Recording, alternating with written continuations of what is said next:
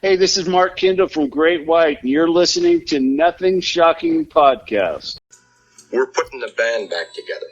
The numbers all go to 11. I'm talking about bands that rock. Led Zeppelin. What about Sabbath? AC/DC. Motorhead. Does that mean it's louder? Isn't it any louder? Well, it's one louder, isn't it? We're not worthy! We're not worthy! Why don't you just make 10 louder and make 10 be the top number and make that a little louder? These go to 11. I get up off the ground and raise my head. Days like this, think I should be dead. One for Satan, two for me. Let's cheat the devil, it's fun, don't you agree? Welcome to the Nothing Shocking Podcast. I'm your co-host, Jeff Untied, and with me in Dogbowl Studios is Coach Nez. You can find the Nothing Shocking Podcast on Libsyn or any pod catchers. Like our Facebook page or follow us on Twitter at NoShockPod. You can also find the Nothing Shocking Podcast on Rock Rage Radio every Tuesday night at 10 p.m. Central Time. Our sponsor is Ragged Records, located in downtown Rock Island, Illinois, soon to be coming back to downtown Davenport, Iowa in July. We would like to thank the Hong Kong Sleepover for allowing us to use their music for our intro and bumper ending. Tonight's guest is Mark Kendall of Great White. Lead guitar player. Yeah, one of the founding members. Founding member. Great White was a big part of my musical journey through the 80s. Oh, a staple of the 80s for sure. And they're promoting, what are they promoting? I think they had a live album that they recorded in 2020 with Mitch Malloy, their new singer on vocals. Yes, sir. Well, hey, let's get to this interview. All right, good night. Good night.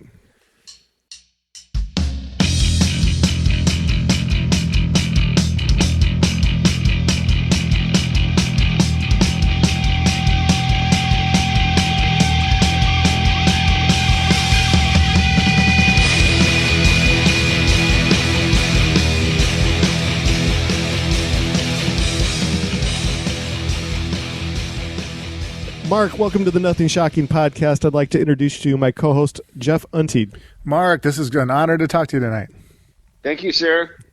Fantastic. Well, the pandemic has handcuffed the music business this past year. How have you been keeping yourself busy during the downtime? Just hanging out with the family, writing songs. I've been driven up north a few times to my keyboard players, and we've been working on tunes, playing a lot of pool. I played just under professional speed. Oh, cool. What else? That's basically it. Just saying, this is the longest I've been home since I was 17. Wow. It's like crazy. So, but I've really enjoyed it. Of course, I wish it was under different conditions, but it seems like things are starting to get better. We just played a show last Saturday in Detroit and went off really good. They sold about a third of the house. I think it was a 3,000-seater, and they got about 1,000 people in there, so everybody could feel safe and everything. So and it's starting to. The shows are coming in, so it's looking much better this year than last year. Absolutely. Yeah, I saw on your listing of shows, you got a few coming our way. I think 2 in Iowa, a couple in Wisconsin, so not too far from us. Sweet. Yeah. So you have on your website, you guys have a new live album out with Mitch Malloy on vocals. Yeah. I think it's a 2-CD DVD set. Can you tell us a little bit about that? Yeah. We brought cameras down when we played in Kentucky a couple of years ago. And we wanted to get Mitch on tape, so we recorded the show and literally did no fixes or anything. Yeah. We just usually sometimes when you do a live album, if there's a big mistake, you might fix it. But we literally didn't touch it and just mixed it. So that's just the way we sound. So, but so. We just released it just for, something for the fans to hold them over there, and it was, because we didn't release it right away. We did it kind of, right before the pandemic came, I think. Okay. So, so it's a DVD and a CD of the show, so you can listen in your car also. Oh, fantastic. Awesome. we've spoke to many artists this past year, and they felt like in the downtime, maybe felt as though that there could be a renaissance in the rock and roll industry, in a maybe more creative way of promoting themselves in different creative ways. What are your thoughts on all that? Well, I mean, the world has changed pretty much from the old days that we used to have to go out with flyers and staple guns. So, these days, there's no record stores. It's really a changed industry. Most people just download songs. As far as promoting ourselves, we just try to get to the music to the people the best we can, and we have a team of people that know how to run the internet, internet assassins, the internet assassins, if you will. But that's about all you can do. We didn't have the internet back in the day, so we actually had to leave the house, to do a lot of footwork. We used to go to concerts, put flyers in, people's windshields, and go to high schools and fill the lockers, and to let people know we're playing. That's the way we did it in the old days. But I don't know. As far as promoting yourself, if you know how to work the internet, at least you can let people know you have new music, or you can promote yourself in some fashion that way. Lockdown restrictions loosen. Great White has decided to get back on the road and tour. Can you talk a little bit more about the upcoming tour this summer and the duration of the tour? Yeah, well, again, the way we did it in the old days was, we had semis, we had, like 3 buses, and we'd go out for months on end. It's quite a bit changed these days in the sense we just do fly dates. Like we'll fly out and do, 1, 2, or 3 shows, and then come back home and then go back out again. So we mostly use airplanes to travel, but we're not out going on like a tour with, say, 1 or 2 certain bands for months. We're just doing like one-offs, Sure. We play a lot of casino amphitheater type. A lot of, bands from our era and even before are kind of doing that, the ZZ Tops and a lot of people are doing the casinos because they have big venues there usually.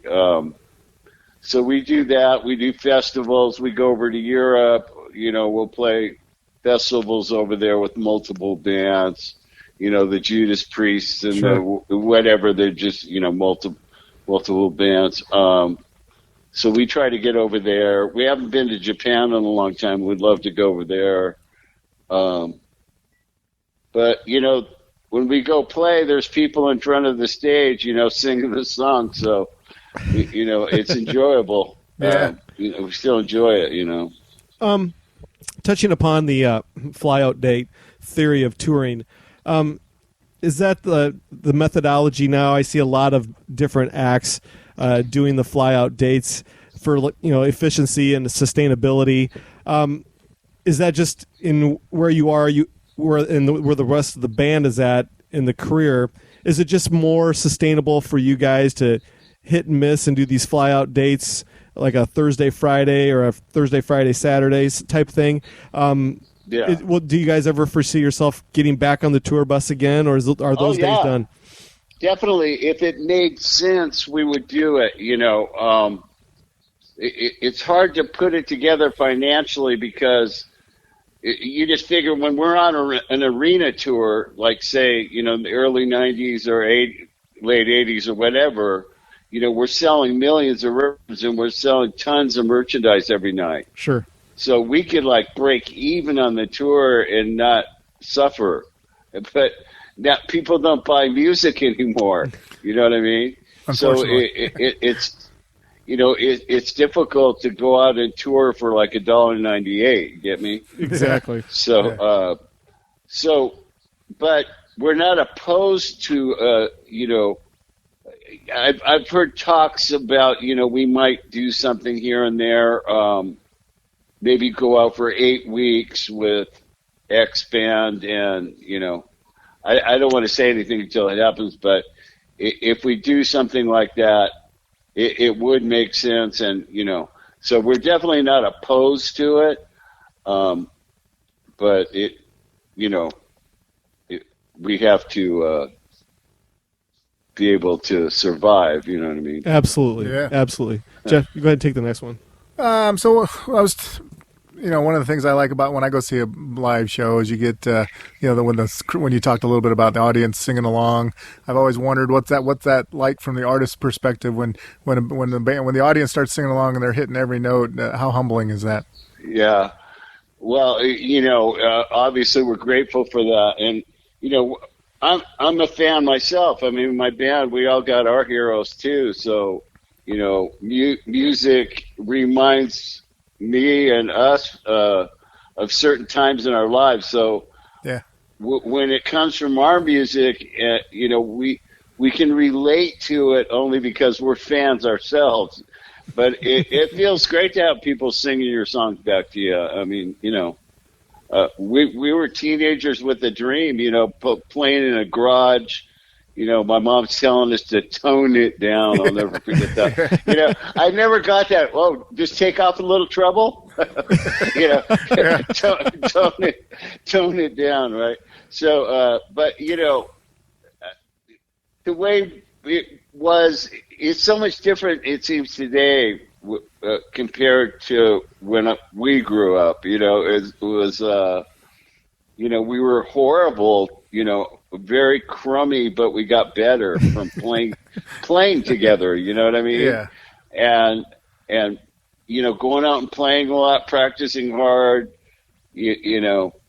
So we started out kind of bad, and then we got better because we played a lot, and we played a lot of shows, and we kept improving, and then finally ran into somebody that could help us. So it's more of a grind, but it's really fulfilling when all that work that you put in, you get a big crowd of people singing to you. Mm-hmm. So, like I said, we're grateful for all that. Oh, so cool. Yeah. Great White's last studio album was released in 2017, and Mitch Malloy joined the band in 2018. As far as new studio material goes, what can we expect from the band in the future? We have so much music right now. The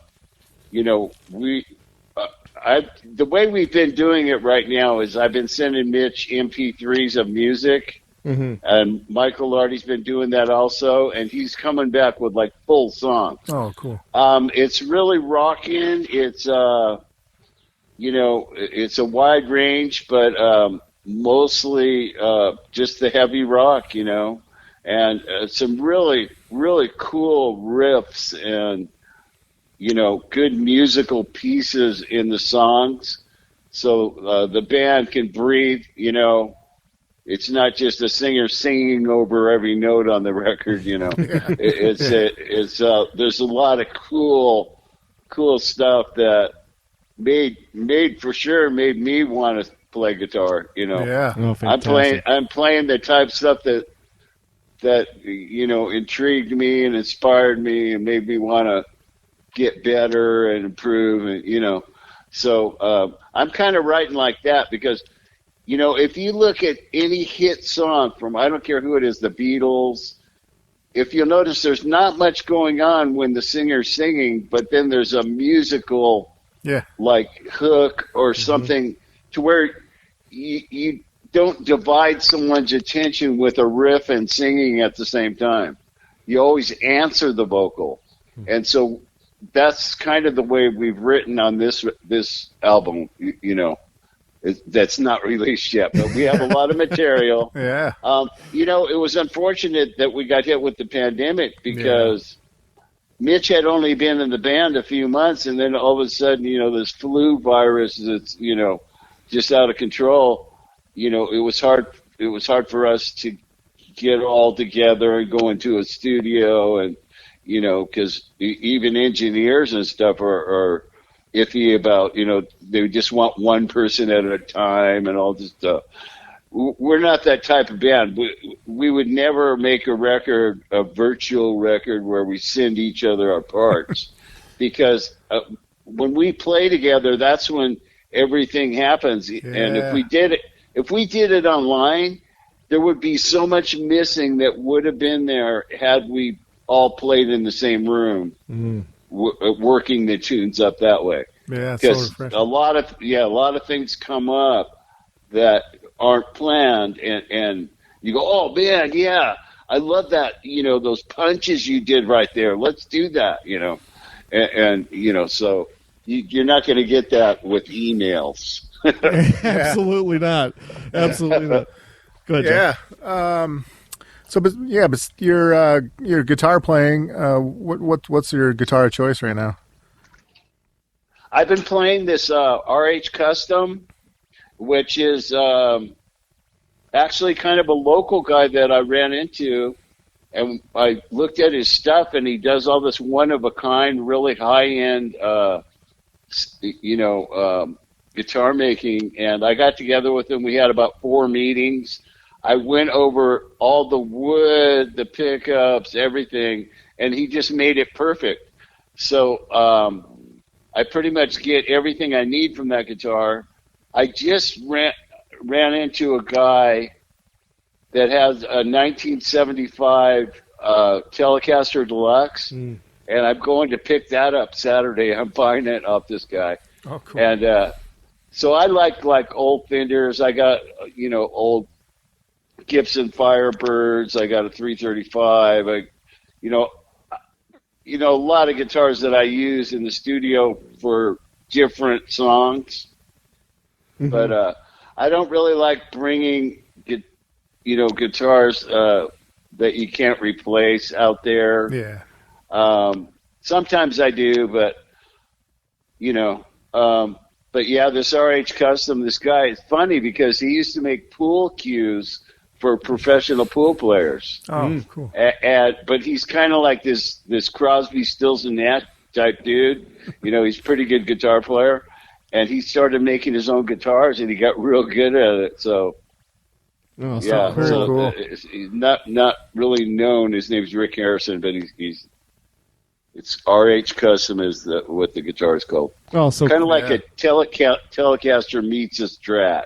Oh, there you go. It's kind of, it has a lot of fatness. One thing about Strats, I love Strats because they're very musical, but on the higher register strings, they sometimes get a little too tinty, a little bit too much treble.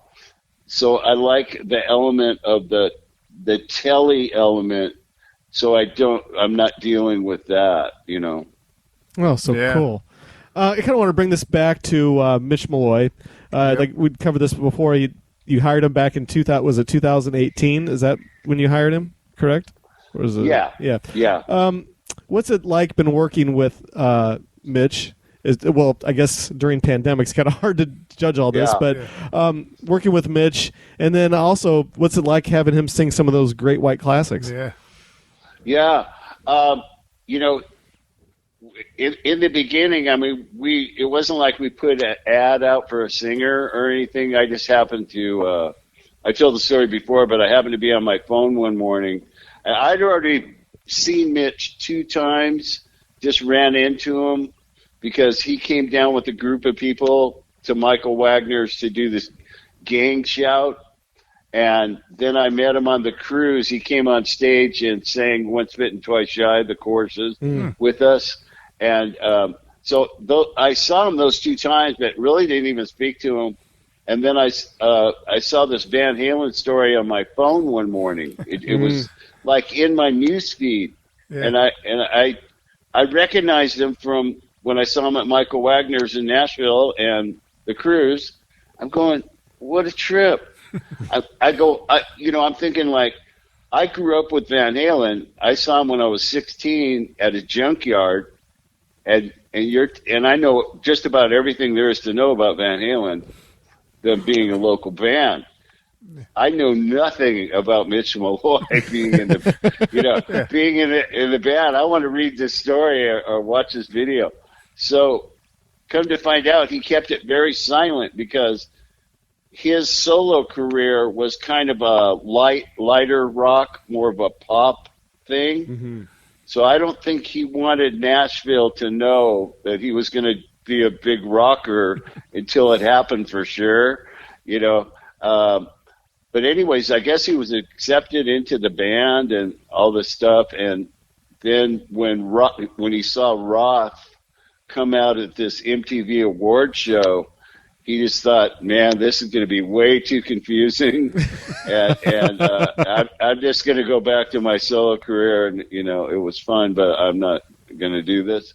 But anyway, so I heard his voice. I knew nothing about him. I'd never heard of him. I've never heard any of I don't know anything about his career or anything. So I heard him sing Panama. That sounded pretty good. And then I go, okay, come to find out he had this big solo career. He's been on like Jay Leno and all this stuff. And I'm going like, he just flew under the radar for me because, we've been super busy. I mean, I've been on tour since '82. So, anyways, so I go, whoa, this guy has pipes, man. And I also, somebody sent me a picture from the cruise where you could just see me and Mitch on stage. And I go, whoa, that looks pretty good, and so then come to find out he sings real good.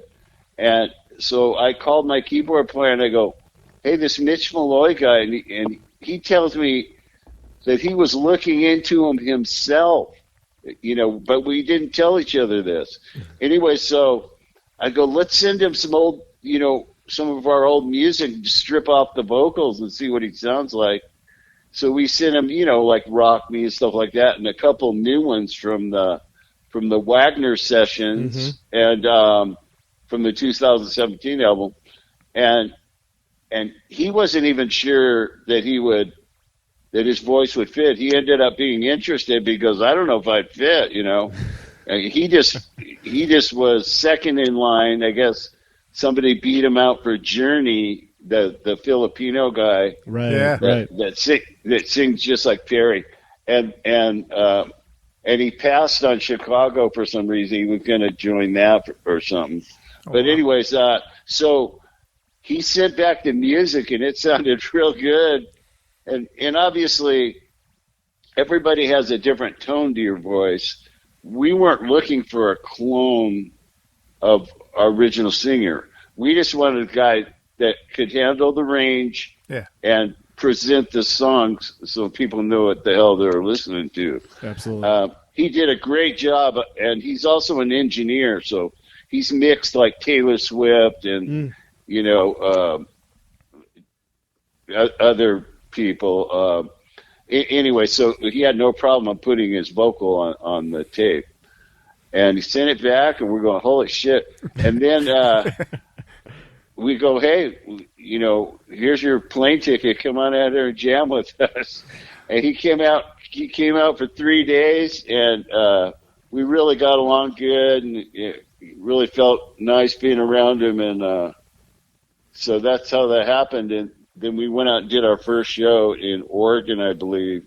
He did a great job. We played with Lynch Mob and somebody else. And so that was great. And, so he's great to work with, He's very solid on stage. I mean, he really brings a lot of energy, gets into the crowd, and brings them into the show. So we really, he looks great too, He makes us look a little better, Absolutely. Yeah, I heard a couple of the live tracks and saw a couple of videos you guys had available, and he's doing a great job. It's funny because there's girls coming around us, and I'm going, what the heck? We played a show, and I got into this van. Right? And I'm in the passenger side, right, of this van, and we just got in the van, And these girls come running up to the band, and I'm thinking, they wanted an autograph from me or something. And they go, "Where's your singer?" And he was in the back, and we all cracked up. Yeah. Why would she want an autograph for an old fart like me? This is so funny. Jeff, you got it? Oh, yeah. All right, so I'm going to take you back a couple of years. So doing some research for this podcast, I stumbled across something accidentally that piqued my interest. You had a solo album come out in 2005 called 2.0. Can you tell our listeners a little bit about that solo album, the process of making it? Yeah. Well, originally we kind of disbanded with Great White. Everybody wanted to go do something else musically. And so in 2001, we just said, okay, later, dudes, We didn't even get back until 2006. But so I wanted to do a solo album. And a friend of mine who was a singer in a band called Graveyard Train, I go, "Hey, dude, can I get together with you and we write some songs together? Because I want to do this solo album." Well, while we were writing, I had a few things, but I wanted to just trip on writing with somebody. So we're writing these songs, and he's singing, and I'm going, "God, I don't even want to sing after hearing you sing, dude." I go, so I ended up making a band, and I got the keyboard player from Eric Clapton and some drummer from Arkansas, and but Dickie Sims, that was the Eric Clapton guy. He played on Shot the Sheriff and Cocaine, that era. Yeah. Really great keyboard tone. He had these giant Leslie cabinets, He was a really unique player and a really cool bass player. We made a record with Train Station. But, and then I met, I can't remember his name, but I met this gal at an award show in Hollywood named Jane Getz. And she was a keyboard player, and she said her husband, Bob, whose last name escapes me at the moment, but he has Grammys from his work with the Temptations and all this stuff. So she goes, "You should come up to the house in North Hollywood and check out his studio." So I went up there, and we got along really good, and I wrote a song with Jane Getz, and then I go, "Whoa, man, I need to put a solo thing together." So I got this bass player who used to play drums for Tower of Power for like 5 years, and his name's Steve Monreal, and he got me a drummer. He goes, "I know the perfect drummer for you. You're kind of that rock and blues stuff. I know the guy. He won the Buddy Rich contest 2 years in a row, but he can really lay it down, and he'd be perfect." So I got him, and Steve Monreal, who used to play drums for Tower of Power, played bass. He's one of these guys that does everything like world-class speed. And he in fact played fretless on that whole album, but you can't tell it's fretless. Yeah. You can't tell it's fretless. He doesn't abuse the sliding and all that. So, I made that record and I sang, and I did get a little help with background vocals from not only Steve Monreal and the drummer, but I brought in someone called Patty Brooks. Yeah. That Bob, the engineer, knew. She was in the 70s, like Supremes kind of a band. And then I got this other lead singer friend of mine that's a wonderful singer, and they helped me with some background parts. I wanted, to get some good background. So, I did that 2.0 record. I sang on the whole thing. Very challenging. Maybe get new respect for singers. And but I sing in Hendrix and Stevie Ray Vaughan range. I'm not going to go in there and start screaming Zeppelin or something. Right. You know what I mean? So I'm not really a singer. I'm just, I kind of try to sell the songs with more of a confident attitude, as opposed to, check out my wonderful voice. Well, I thoroughly enjoyed it today. It was awesome. Thank you. Yeah. I'd like to ask you about 2017's Full Circle album and 2012's Elation albums. Both albums flew under the radar with Terry Lewis on vocals. How was the writing, recording structure different having Terry on vocals, or did the Great White process stay the same, whether Terry was on vocals or anybody else? Yeah, it was a real trip. The way we did the Elation album was we didn't have any material at all except for like 2 riffs, I think. And Frontiers approached us and wanted us to do a record. But first they wanted to hear some music with Terry, so we had to go in really quick. I had a riff and Michael had a riff, and we sent those 2 tracks and they said, go, that sounds great. So we didn't tell them we didn't have any music at all. Like, we had to write everything on the fly. So we went in the studio in the mornings and we would write a song, and by the end of the day we had the music and Terry had all the scatting, and then he would go home and write lyrics, and then we'd all sit around and write lyrics together. So, and we just did that every day, and in 30 days we had the record recorded. We were just a hair. So as far as working with Terry, he's pretty much like Mitch, like you, except in the case with Terry, I was in the room with him. So I would show him this idea that I had vocally, and then he would make it like way better in something completely different usually. and it was way better every time. With Mitch, I haven't been able to do that. So I just send him music and he comes back with a song, which is really inspiring, that he can do that.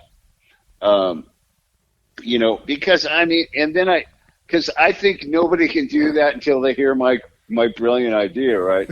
Yeah. But Mitch is like, he's a songwriter. I mean, he has like 10 solo albums, so he's written plenty of songs. So he understands song structure and all that. So he can handle it. And obviously, if I hear a vocal line that I think, should be changed or something, that can always happen too. But it's just good that it takes a lot of workload off me that I don't have to show, singers every line or whatever. Oh, absolutely. Jeff, you want the next one, or you want me to take the next one? All right. So you've had the pleasure recording Great White music with some really some big heavyweights in the rock and roll industry. Can you compare and contrast the vocal prowess of Jack Russell to Terry Lewis, then to Mitch Malloy? How do you compare working with those 3 giant voices of rock and roll? Yeah. All 3 really good singers, all have their strengths and weaknesses, but classic rock voices, especially, Jack Russell is just one of the all-time great singers. Absolutely. He could do anything. If you show him a part, he'll come back with a great performance and do it verbatim. He can copy any voice, a cartoon voice, or he can sound like Robert Plant. He could, he was a real good. I don't know what you call it. He can really interpret things like perfect. Like he can do any cartoon voice and just blow your mind. It's like perfect. The professor from Felix the Cat, or Rock Bottom from Felix the Cat. All these guys, But it's pretty amazing. He's pretty talented in that sense. Terry is kind of a songwriter. Like, he grabs an acoustic. He has a real good sense of all that.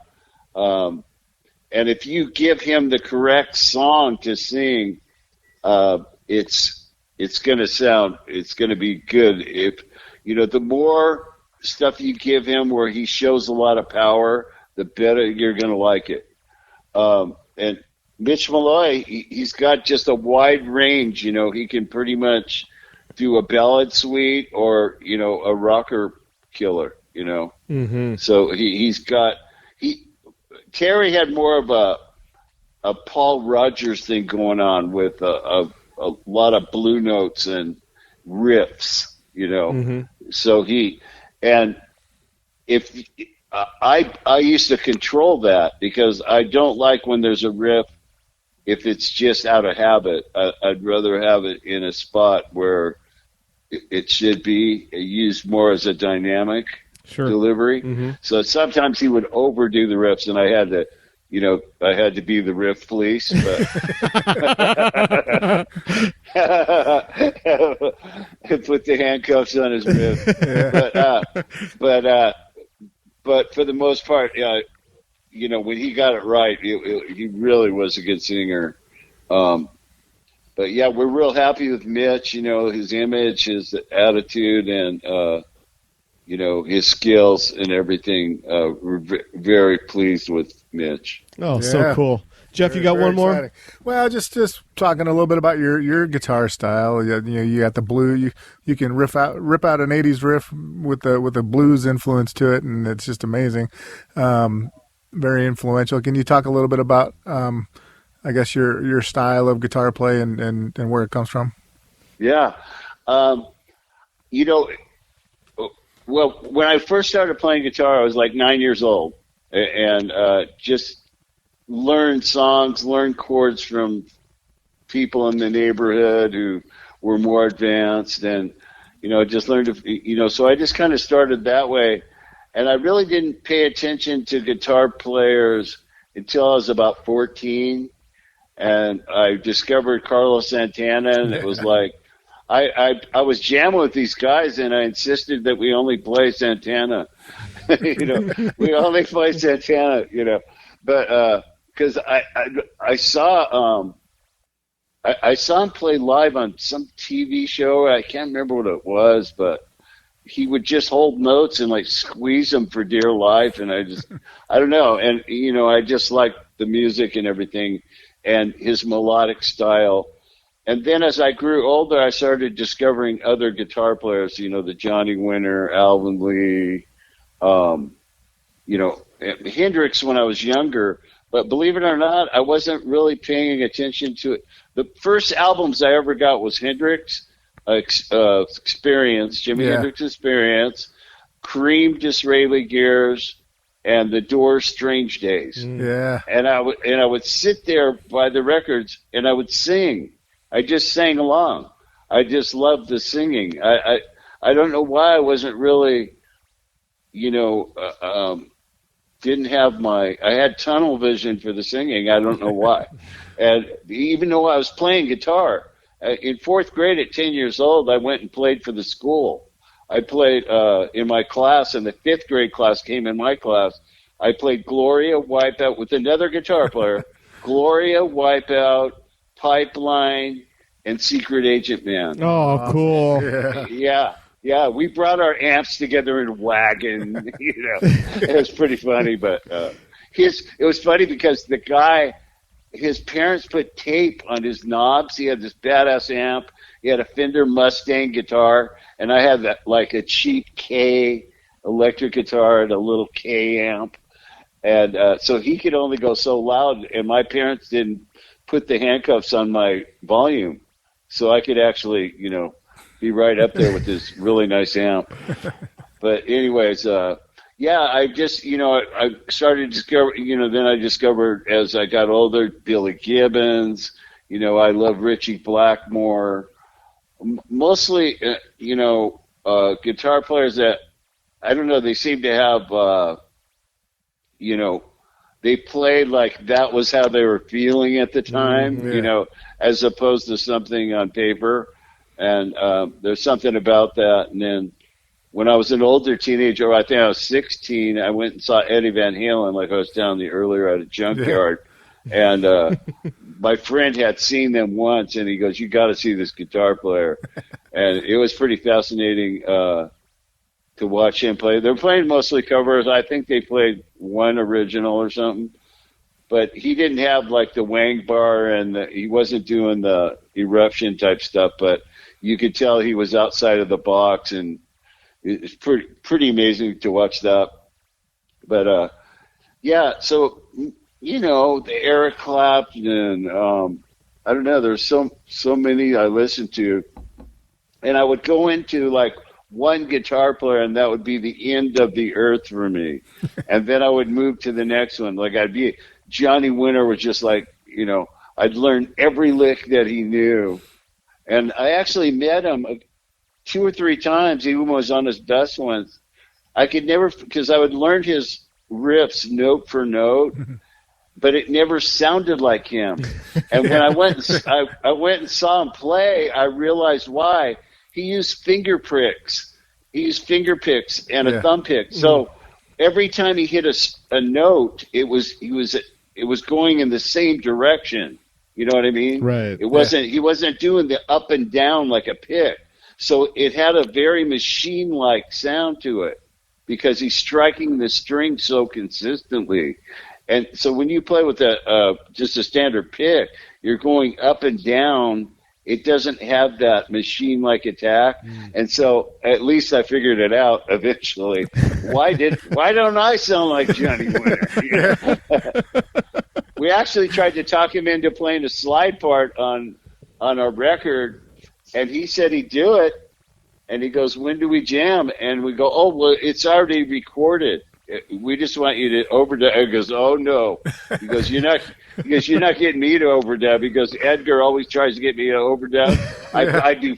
He goes, "I do 40 takes, and they always take the first one."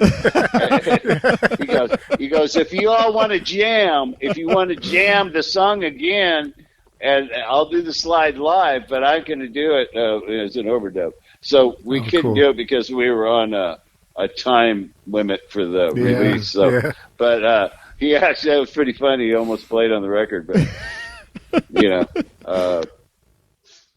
So those are a few that I named that Oh, fantastic! The guys that play from the heart, the soul, whatever. I've never been into just strictly speed or anything that's not dynamic or doesn't have some kind of melody attached to it. Usually the guys that I like are very tasty.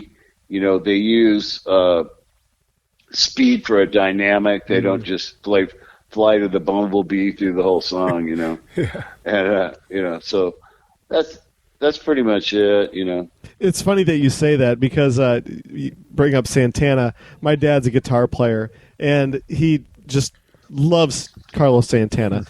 But I never hear him playing Carlos Santana music. It's crazy. He's like, I can't. He says, I can't do it. He's too good. But I don't either. I did when I was a kid, but I don't have any Santana. It's funny. I loved it when I was a kid, and still do. I mean, if it comes on the radio, I'm gonna And he's a real down to earth, soulful person. He's so it's almost like he plays like he is. I saw this story about some homeless guy in San Francisco, and he was on this news, and he said, "I used to be in the Santana band." And they go, "What? And you're homeless? What? This doesn't make sense." And the guy he wasn't like a low life drug addict or anything like that. He just fell on hard times and ended up homeless. And so, anyways, the news got a hold of Carlos. And he surprised him, and it was just a great story. And he got him in the studio, and he was playing congas again, and he threw him down with some money, and so it was. He does stuff like that, you know what I mean? So I really like that part of Carlos Santana also. Oh yeah, he's such a great guy. So we have one last question for you. So you've been very public about your sobriety. You've been living the sober life for a while now. Can you talk just a bit about your journey into sobriety? Yeah. It was kind of the lifestyle that I was leading was, with the touring and everything, and we had all this alcohol on the rider, and I kind of became an addict. I mean, I was just an alcoholic, basically. Yeah. And I kind of got tired of the pain when I was in my early 30s, so went and got help and got out. And I went for years with long stints of sobriety, but not really changing anything about myself, you know. And so I'd go 2 years, a year and a half, 10 months, you know. So I went along like that a long time. And then in 2008, I just decided to, you know, try to become just try to live right, you know, become a better person. I had this like embedded fear in me that I can't even explain. I don't understand what it is. And so I had to work on that, really conquered that, and, you know, worked with other people. And then when I had 3 years or so under my belt, I started helping, you know, people out there that are still suffering, and started my own little like support group, which is just basically online. I just send these guys daily meditation and prayers and, you know, messages, daily affirmation type stuff that has to do with being sober. And got about 100. I've worked with 126 people one-on-one in the last 9 years. Seen a lot of success. Seen one guy go from a patient in a rehab place to a counselor 5 years later. Oh, awesome. So that stuff, I mean, happened all the time. I just spoke to a group of prisoners who got out of prison, were going on parole. I just spoke to them the other day in a Zoom meeting, and that went really well. They were all rallying around one day at a time. It was really cool. Yeah. So that's what I do. I'm just kind of like a sober advocate. And I figured, you know, instead of using Facebook to tell everybody how great I am, I'll use it to maybe there's somebody out there that wants to get sober but doesn't really know how to go about it, or needs an encouraging word, you know. And that, you know, I'm not hiding from anyone, and anybody can get a hold of me. And I basically just share my story, and, you know, they can take that. I don't promote any, you know, 12-step groups. I don't tell them exactly how to do it. I just tell them how I did it. Yeah. And maybe if they take a couple things from me, you know, obviously what they're doing is not working. Maybe they can get started onto a sober path. Oh, fantastic. Yeah. Fantastic. So cool. We've kind of run out of our allotted time. Was there anything that we didn't cover tonight that you would like to promote or plug? You can just go to our website. It's officialgreatwhite.com, and shows are continuing to come in. So you can go on there and just, you know, see when we're going to be in your area.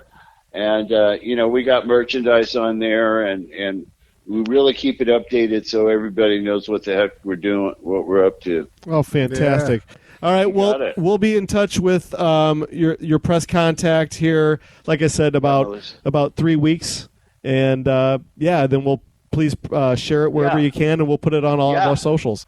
I'll get it on Twitter and our Facebook and all that. Fantastic. Yeah, we look forward to seeing what you got coming up next. Hey, thanks a lot, Jeff and Eric. Yeah. Appreciate it, man. Thank you so much. Take care of yourself. All right, bye-bye. Bye-bye. Welcome to the night. You think you know Night Demon? Then the Night Demon Heavy Metal Podcast is for you. Step into the darkness as we peel back the curtain to give you an unprecedented, all-access look into the mind and the heart of the demon. We're talking band history, song analysis, studio anecdotes, stories from the road. It's everything a diehard Night Demon fan could want and more. This is the only place to learn the inside scoop, the deep dive trivia, the untold tales from the band members themselves and those closest to the Night Demon story. Need more? The Sacred Night Demon Crypt will be pried open to reveal demo recordings that have never before seen the light of day, all with in-depth commentary by the band and the people who were there for the writing and recording process. This is a gold mine, a treasure trove of all things Night Demon. Head over to nightdemon.net or wherever you listen to podcasts.